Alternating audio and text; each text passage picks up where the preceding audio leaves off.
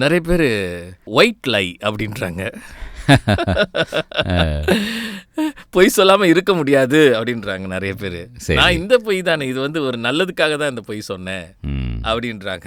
நானும் பொய் சொல்லிக்கிட்டு தான் இருக்கேன். எப்படி அது நியாயப்படுத்தப்பட முடியுமா அத?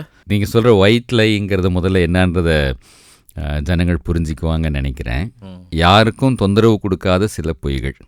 உதாரணத்துக்கு இப்போ உங்கள் ஸ்டுடியோவுக்கு நான் வரேன். எரிக் காஃபி சாப்பிடுங்கன்னு நீங்கள் சொல்கிறீங்க. அன்றைக்கி சொல்லலை நீங்கள். ஒருவேளை காஃபி சாப்பிடுங்கன்னு சொல்கிறீங்க.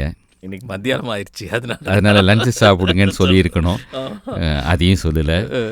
ஒருவேளை நான் வந்துட்டு இருக்கும்போது நீங்கள் சாப்பிட்டுட்ருக்கீங்க, சாப்பிடுங்கன்னு சொல்கிறீங்க. ஆனால் இப்போ தாங்க சாப்பிட்டேன்னு சொல்கிறேன். ஆக்சுவலாக நான் சாப்பிட்ருக்க மாட்டேன்.